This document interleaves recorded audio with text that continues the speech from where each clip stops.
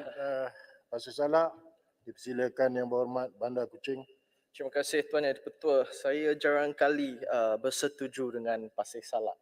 Tetapi pada petang ni saya setuju bahawa kita sebagai ahli parlimen ada tanggungjawab untuk meluluskan undang-undang yang baik untuk rakyat. Tak kira sama ada yang popular atau tidak.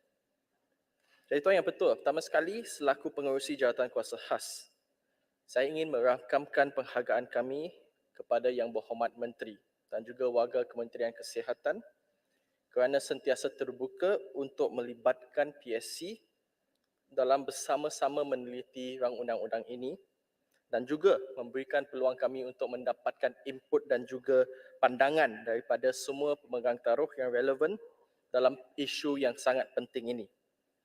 Bagi saya, Yang Berhormat Menteri telah menunjukkan satu teladan yang baik dan haruslah dicontohi oleh semua menteri dalam melibatkan PSSC untuk memperkasakan parlimen dan untuk merangka mana-mana rang undang-undang yang melibatkan kepentingan orang ramai. Saya juga ingin mengambil kesempatan ini untuk merakamkan penghargaan dan juga merekodkan dalam Hansard semua orang yang terlibat dalam menyediakan rekomendasi dan show PSC kami. Nombor 1, Encik Azrul Muhammad Khalid, CEO Galen Center of Health and Social Policy. Puan Rosli Zawati Muhammad Ali, President of MyWatch and Malaysian Women's Action on Tobacco Control and Health. Dr. Amir Siddiq Aminuddin, Chief Coordinator, Center of Addiction Sciences. Dr. Stephen Chow, President of Addiction Medicine Association of Malaysia. Professor Dr. Lekraj Rampal, President of Malaysian Council for Tobacco Control. Dr. Helmi Hajamaidin, Consultant Respiratory Physician and also Asthma Malaysia. Semua NGO yang terlibat, industri tobacco dan juga industri vape dan semua yang telah memberikan pendapat mereka kepada jawatan kuasa. Tuan Yang terutama, disebabkan kesempatan masa yang sangat pendek, saya tidak akan menghuraikan kenapa saya berpendapat bahawa rang undang ini sangat penting dan harus disokong terutamanya dari segi kesihatan awam. Tetapi saya sebagai pengerusi jawatan kuasa ini haruslah sedar juga jika dengan izin in a utopian world, I think there is no debate. There is no debate, there is no argument that this is an important bill. The fact of the matter, jika ia diimplementasi dengan betul, dikuatkuasakan secara betul, dan kita meletakkan safeguards atau pelindungan yang sepatutnya, ini mungkin menjadi satu game changer untuk langkah kerajaan untuk menurunkan prevalence merokok di negara kita. Dan ini secara prinsipnya memang kita sokong. Tetapi sebagai seorang pengerusi, saya pun kena memastikan jawatan kuasa melihat rang undang-undang ini dari semua sudut. Bukan saja dari sudut kesihatan awam, terutamanya apabila rang undang-undang ini ada kesan overreaching, dengan izin sama ada secara positif atau negatif.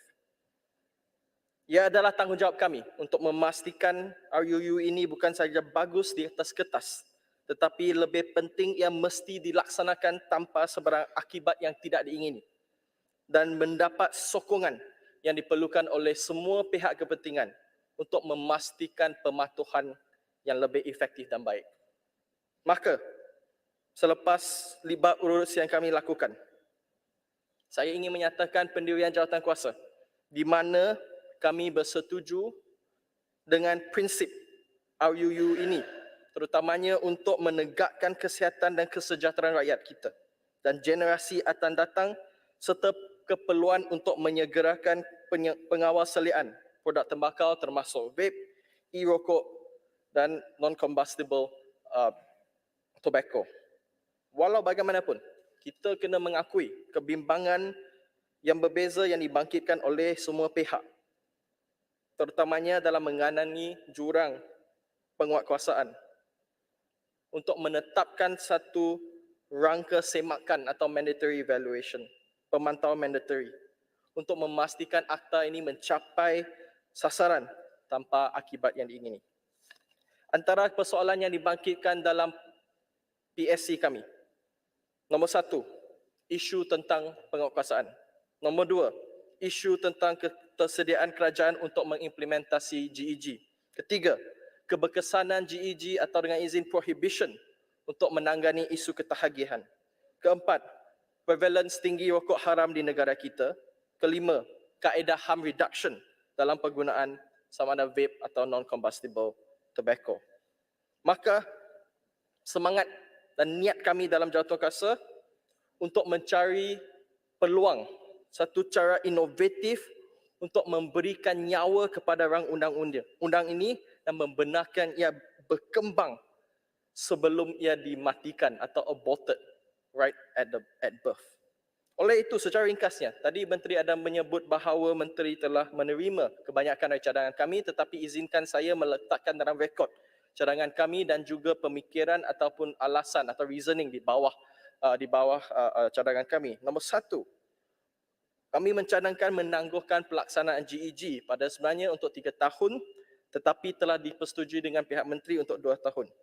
Ini bukan untuk menangguhkan akta ini, tetapi untuk mengukuhkan persiapan pelaksanaan yang berkesan, termasuk untuk menyediakan rangka kerja penguasaan antara semua agensi yang terlibat. Ini sangat penting. We need a good enforcement network and framework. Kita tak nak satu agensi menguatkuasa dengan satu cara yang lain, satu agensi dengan cara yang berlainan, dan akibatnya ada penyalahgunaan kuasa dan rakyat kita menjadi mangsa. Kedua, kita juga sebenarnya nak satu penilaian mandatory dimasukkan ke dalam akta ini. Laporan penilaian mandatory yang dibuat dalam PSC haruslah dibawa ke Parlimen dan juga dilihat oleh ahli Parlimen dan jika boleh dibahaskan dan dirunding bersama. Parameter penilaian haruslah dipersetujui dengan KKM dan juga Parlimen Malaysia melalui Jawatankuasa.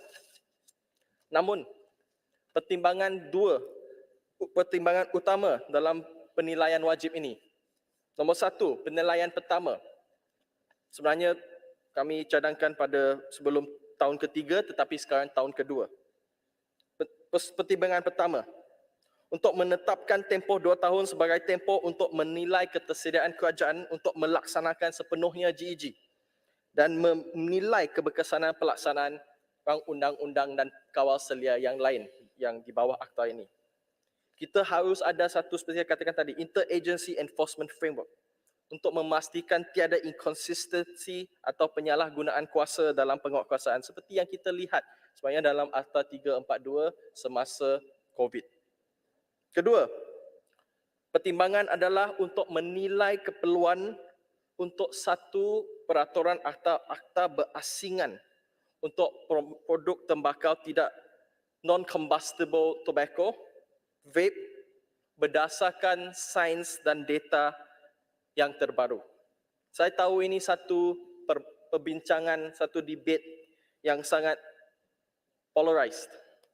Dalam proceeding Jawatankuasa, ada beberapa pihak termasuk Advanced Center for Addiction Treatment Advocacy, ACATA, dan juga Malaysian Society for Harm Reduction dan beberapa akademia telah mengatakan sokongan mereka terhadap kaedah harm reduction di mana produk-produk tobacco non-combustible tobacco vape adalah satu kaedah yang lebih bukan selamat tetapi lebih selamat dan adalah satu kaedah harm reduction atau apa yang dikatakan oleh Malaysian Society, a concept of better living through harm reduction. Kita tahu di beberapa buah negara seperti New Zealand, di UK. Di UK contohnya melalui NICE Public Health Guidance ada meletakkan tobacco harm reduction approaches to smoking dan menyatakan ia mungkin satu kaedah yang digunakan. Malah FDA, Center for Tobacco Products, juga mengatakan maybe bahawa nikotin adalah punca utama kepada masalah tersebut, tetapi mungkin juga penyelesaian kepada masalah tersebut. Yang Berhormat Menteri, jika Yang Berhormat Menteri tanya kepada saya, I'm on the fence on this. Sebab saya tahu arguments against it and arguments for it. I have read 8 different medical papers on this matter, and I think, oleh itu, I think let us not push it to this time. Mari kita dalam masa 2 tahun kita mengkaji berdasarkan data dan sains untuk melihat keperluan. Let's trust in the science on this matter. Dalam penilaian 10 tahun, yang penting untuk menilai dan menganalisis tahap pematuhan dan keberkesanan akta dalam menangani isu merokok dan mengurangkan jumlah perokok. Basically, kita nak menilai does GEG really works. So, saya menerima ulun balas dari menteri, saya telah menerima satu surat dan untuk memberikan komitmen bahawa satu jawatan kuasa bebas akan ditubuhkan di bawah KKM yang akan juga melaporkan akan bersama-sama jawatan kuasa di parlimen untuk buat satu laporan dan kita akan bahaskan di parlimen ini. Saya menyambut baik komitmen tersebut, tetapi saya juga berharap ia bukan saja dibentangkan di parlimen tetapi ia haruslah dibahaskan di parlimen ini. Seperti saya katakan tadi, niat dan semangat yang kita nak adalah untuk memberikan peluang akta ini hidup. Dan kita nak buktikan kepada mereka bahawa mereka yang kata ia tak akan berkesan, it will not work, let us prove that it can work. That is where the mandatory penilaian, it is important. Kita kena set KPI dan sekarang onus is on the government to prove that they can do it. Selain itu, yang betul saya minta lebih masa sebab banyak saya nak turunkan, canangkan. Nombor 3, jawatan kuasa menegaskan kerajaan perlu mempergiatkan usaha membanteras isu rokok haram. Yang ini I think is self-explanatory. Nombor 4, jawatan kuasa menyatakan tidak bersetuju dengan cadangan hukuman jenayah bagi kesalahan yang melibatkan anak muda, juvenile dan juga kanak-kanak. Jawatan kuasa mengesyorkan agar hukuman dikenakan tidak melibatkan pemenjaraan atau kesalahan tidak direkodkan dalam mana-mana sistem sedia ada. So, no criminalization. Penalti alternatif yang dicadangkan adalah khidmat masyarakat, sesi kaunseling wajib dan sebagainya. Dan saya tahu Yang Berhormat telah menerima cadangan ini dan sebenarnya saya nak tanya sedikit penjelasan. Sebab dalam perbincangan terakhir kami pagi ini, Yang Berhormat telah bersetuju untuk mengeluarkan 17C di mana isu-isu possession. Saya cuma nak mendapatkan pengesahan daripada Yang Berhormat Menteri bahawa semua kuasa-kuasa yang lain tidak akan digunakan. Sila gulung, Yang Berhormat. Sila gulung. 5 minutes to 10 minutes. Yang Berhormat, 1 minit. Oh, banyak sebab. Saya rasa sebagai jawatankuasa, saya minta diberikan sebab ini saya akan set the tone. Saya dah bagi dah 10 minit. Saya rasa lebih extended to 12 minit. Ini jawatankuasa pilihan khas. Okey. Saya cuma nak jelaskan. Criminality, saya rasa secara prinsip kita setuju. Tetapi jika compound, contohnya saya di compound RM50 dan juga anak muda itu tak mampu bayar, if they are brought to, technically they are brought to a criminal court. So is that considered criminalization? Even though you can assure that tak ada record semua, but how do we give the assurance? Is that criminalization if they cannot pay and they are brought to a criminal court? So lawyers have argued on this. I want to hear your explanation on the matter, Yang Berhormat Menteri. Nombor 5, NRT over the counter meningkatkan peruntukan ke MQuid. Sekurang-kurangnya 10% cukai dikutip dari industri vape mesti diperuntukkan kepada MQuid. Saya rasa isu utama, kebimbangan utama adalah tentang penguatkuasaan RUU ini. Saya telah membaca tweet daripada Yang Berhormat dan juga persetujuan antara kita bersama dengan semua select committee. Yang Berhormat, don't overextend. Saya Speaker bagi chance lah. Ni chairman of Yang the Berhormat, PSSC. duduk.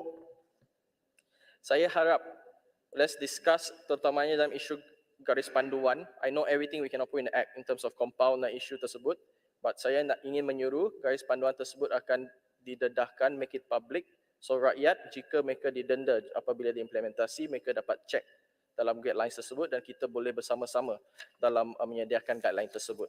Terakhir sekali, okey, saya gulung sekarang. Terakhir sekali, saya ingin menegaskan lagi persetujuan dan sokongan PSC kami terhadap secara prinsipnya kepada RUU ini dan segala langkah-langkah untuk mengurangkan prevalence merokok haruslah disokong oleh semua pihak.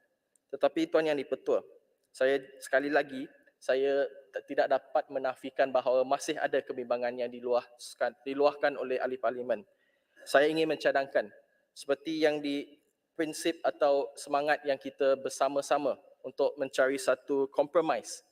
Jika perlu, saya ingin menawarkan perkhidmatan kami, mungkin satu joint select committee untuk melihat semula semua akta-akta supaya semua yang disetujui seperti yang katakan tadi criminalization, kita melihat semua akta-akta untuk memastikan let's not leave any more loopholes, we make it well, mungkin bersama-sama meneliti any regulatory impact assessment dan jika perlu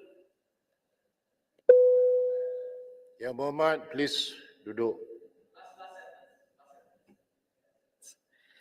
dan jika perlu, even if it needs until October, saya memberikan komitmen it will be the first agenda in the October sitting. Dengan itu, saya berdiri dan sebagai ahli parlimen Bandar Kuching, saya menyokong akta ini. Terima kasih. Terima kasih Yang Berhormat Kuching. Pembahas terakhir kita pada petang ini adalah Yang Berhormat